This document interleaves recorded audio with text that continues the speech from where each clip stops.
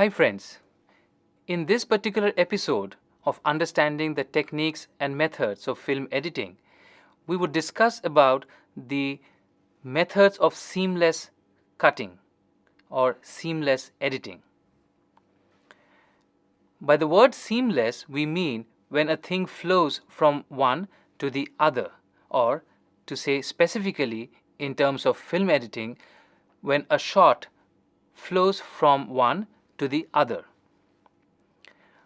Film editors all around the world have tried to make the edit as seamless as possible so that the audience don't understand that there was a cut in between.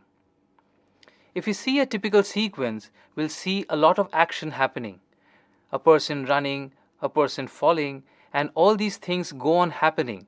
But what we realize finally is that the action has happened in front of our eyes. What we didn't understand is that there were a number of cuts that were used to make the action as a single continuous action. Only an investigating eye can detect that there were cuts in between. We can see an example of a simple action of two people running from point A to point B, where the number of cuts used were much more than what the audience actually understood.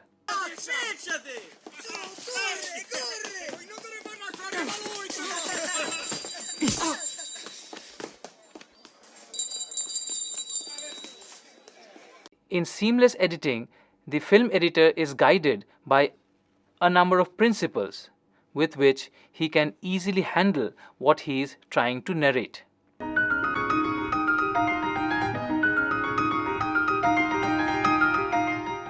The first amongst them is called social knowledge. What do we mean by social knowledge? Social knowledge is something that we experience all the time. Things that we see around us, our experience and interaction in our day-to-day lives. We walk, we interact, we talk to people, we see a sun go up, we see a sunset. All these things are part of social knowledge. When we are watching a film, we tend to get involved with the film, with the story, psychologically. So we feel the film. In a way, we laugh, cry, feel sad, and also participate as the film proceeds. You must have seen something like participating in a game that is happening in films, but you are nowhere near the story. But this happens only in cinema. Let me give you an example. If you are coming to college, then you have to wake up, you have to get ready at your home, you have to take a bus, or you have to walk down, and then you enter your college, you go up the staircase, and then you reach your teacher. This must have been at least a 45 minutes work. But when I'm filming this, I won't use a 45-minute sequence. I would rather use 2-3 shots, one after the other. One at your house, where you are getting ready. Second one, maybe on a bus. And the third one, maybe on the staircase till you reach your teacher and your classroom. Who is filling up the gap in between? This is social knowledge. I also have the same experience of leaving our house and going to college, entering a gate, going up the staircase, and meeting somebody. So, when I'm narrating this story or when I'm filming this, I do not need to go through the entire process all over again. If I do so, that would be a very boring film. But in the same example, if something unusual happens in between, maybe you met somebody who is not from this world. Maybe you met with an accident. Anything can happen. In that case, the story comes back to real time. Because this is something that is not given by the social knowledge of the audience. This is where cinema excels, and this is where the cinema plays with time and space, especially with time.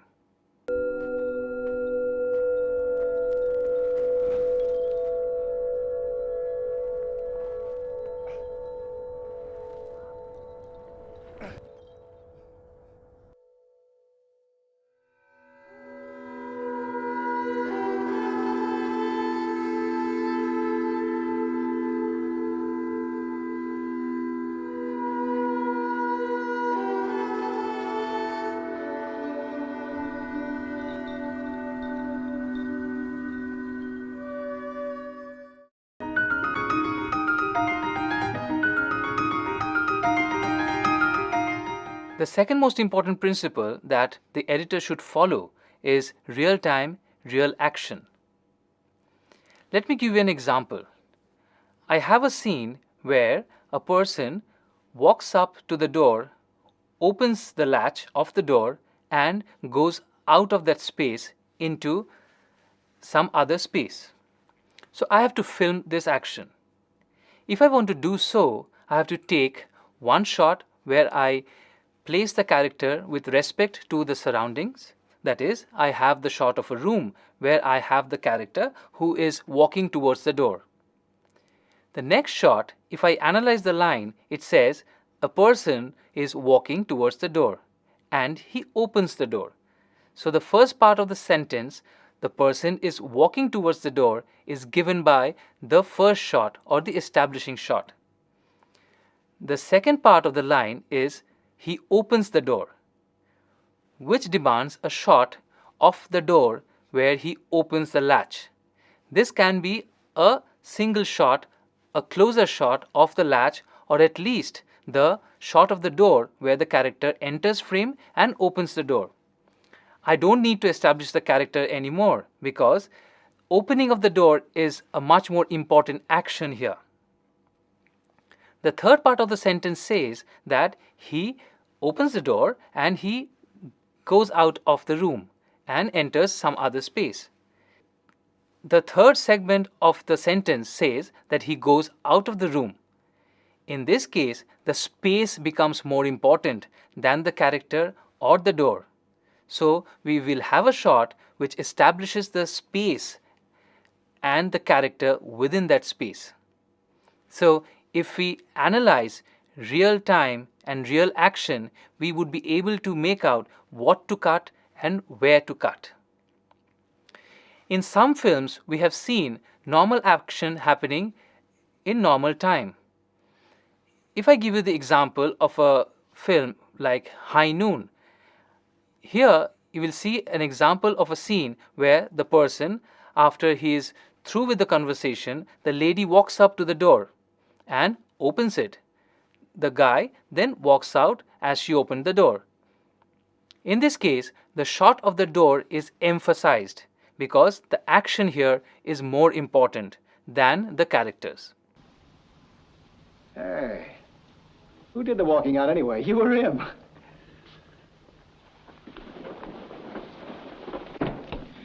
Get out, Harvey. I might just do that. Then do it. You don't mean that. Try me. You're going to talk different when Frank Miller gets here. You might want somebody around you then when you try and explain to him about Kane. I can take care of myself. Sure. Only from what I've heard, you might not be so pretty when he gets through with you.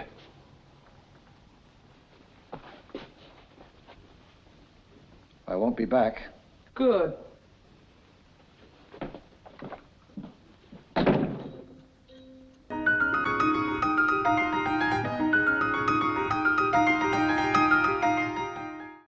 We have often seen in films where the protagonist, or let's say in the context of Indian films, the hero gets beaten up by hooligans or villains, so to say.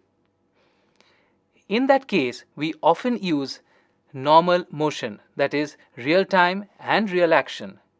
But when the hero fights back, we use slow motion. Why are we doing this?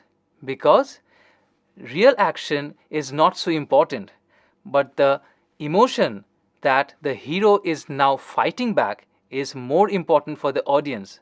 So to enhance the emotion, we often use slow-mo so that the audience can cherish or get entertained by the fact that the hero can fight back. In many examples, we have seen the hero is getting beaten up and the director has opted for slow motion shots, as seen in this example.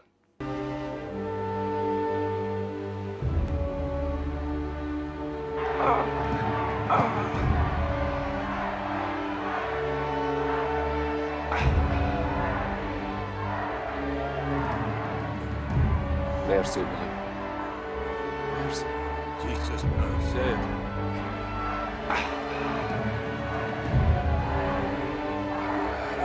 The prisoner wishes to say a word.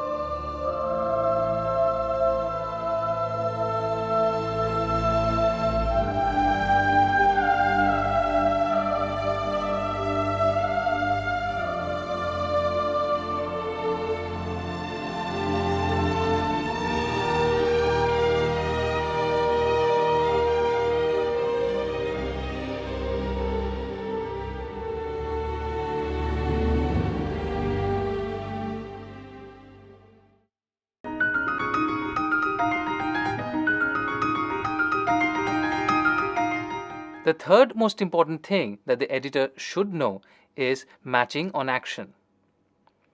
Matching on action as a film language technique is not only confined to matching the action from one shot to the other.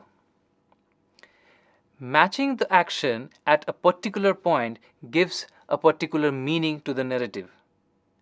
Let us demonstrate what we are trying to say. A person in a scene is trying to drink water. There is a glass of water present in front of him, and he drinks the glass of water. In a long shot, we can take this as a single shot scene where the person holds the glass of water, brings it near his mouth, and drinks it. In certain other cases, we would like to break the action into 2-3 different parts. Like, we cut to a mid shot where the person does the same action. He takes the glass of water and drinks it. We can even get closer and have an extreme close-up shot of the glass of water. He holds the glass of water, the camera tilts up, and he drinks the glass of water. In these 3 cases, let us examine what is the difference. The narrative, although, is same across the 3 shots. But how can the editor decide what to keep, which part to keep, and what to delete? Let us say the narrative is that the person is very thirsty. In this particular narrative, we want the person to drink the glass of water.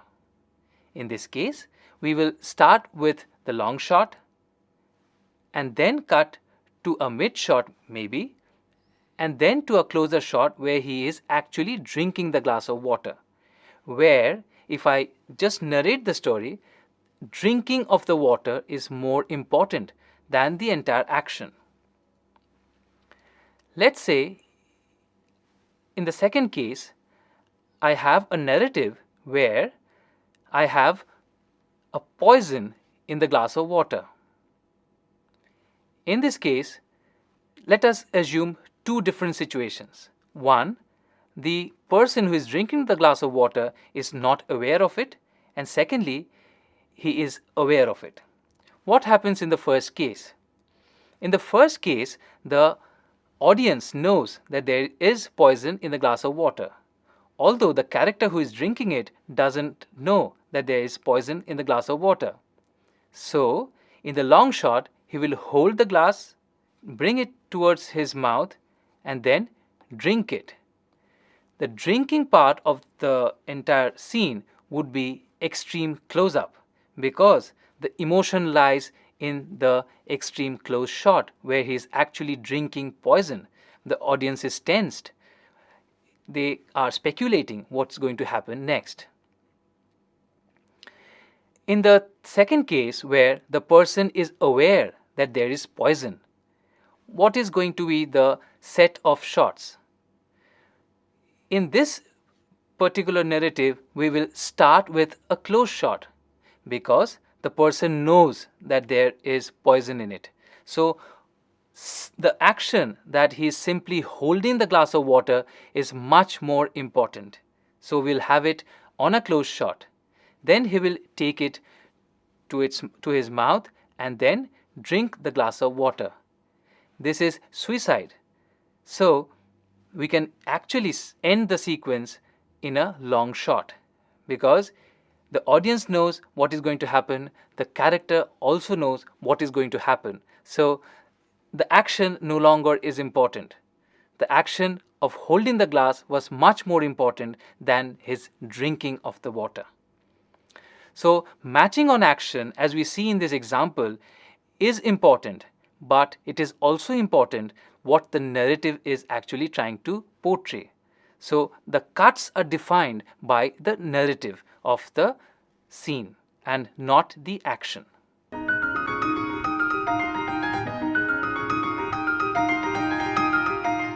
The next principle on which the editor should base his style of storytelling is matching on different actions or matching on unrelated actions.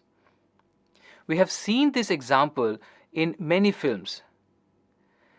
When two actions which are not similar in nature but are connected with certain narrative thread. Say for example, a boy who is playing with a ball.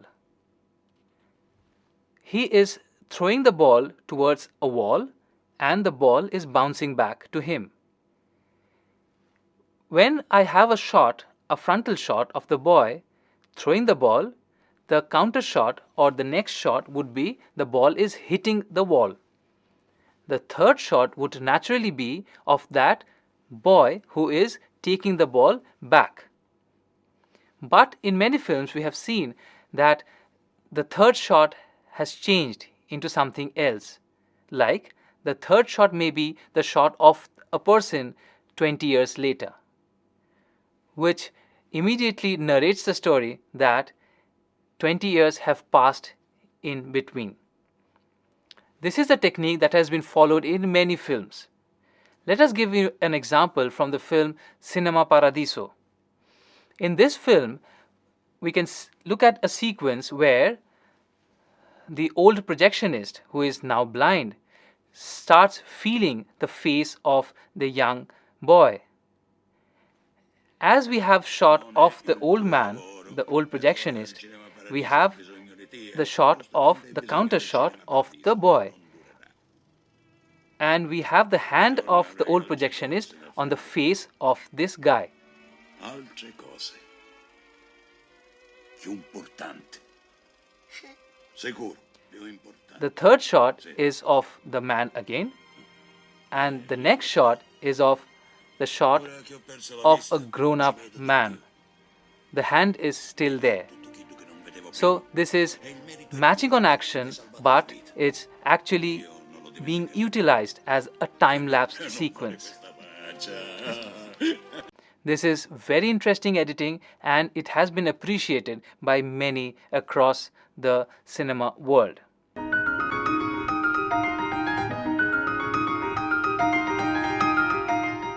The next important thing that an editor should know is a jump cut. A jump cut is not a seamless cut. A jump cut is defined as a cut which is made within a shot. That is, it's a continuous shot and we cut the shot into pieces and we splice them together. A jump cut is visible as a cut. But why is jump cut necessary? Or why is it so appealing? With the film Breathless by Jean-Luc Godard, jump cut became a pattern or a style that was used in films. Jump cuts are still used in many films. Godard said that it was indispensable for him to use jump cuts because he couldn't take the counter shots. Jump cuts were used in the famous restaurant sequence in Jean-Luc Godard's Breathless, where we see the dialogues coming from the character from one angle only, and the dialogues are cut in between. The dialogue, when it was shot, was a little slow, and the director wanted later in post-production this to be a little faster. So he removed the portions which were not so necessary in the edit. But this became a pattern throughout the film. I don't know if I'm unhappy because I'm not free, or if I'm not free because I'm unhappy. Il m'est arrivé une histoire. Je vais vous la raconter. Ça vous changera les idées. C'est une fille que je connais depuis 2 ans. Tout à coup, il y a 3 jours, je me suis dit, je vais lui dire qu'on devrait coucher ensemble. Je n'y avais jamais pensé avant. Alors je lui donne rendez-vous, on déjeune ensemble. Je voulais lui dire, voilà, on est bons amis, je trouve qu'on devrait coucher ensemble. Pourquoi, comme ça? Et je ne sais pas. Ça m'est complètement sorti de la tête. On s'est séparés, brusquement j'y ai repensé. Tout de suite, je lui ai envoyé un pneumatique où je lui disais que j'avais complètement oublié de lui dire qu'on devrait coucher ensemble. 3 heures après, je reçois un pneumatique d'elle. In another sequence where a girl is in the car and we see the girl talking to the other guy, we have seen the use of jump cuts. Jump cuts, first of all, makes the film look crispier because we only see what is necessary in the film and we do not wait for unnecessary continuity till the dialogue point is approached. In the particular car sequence, if we analyze the sequence, we'll see even the shots are cut in between when the girl is not at all talking. So it was definitely established as a pattern and the cuts were not accidental, it was deliberate. Regarde une Talbot, elle est belle, 2,5 litres. Tu es un garçon. Quoi? Je ne sais pas. Patricia, regarde-moi. C'est interdit d'aller voir ce type.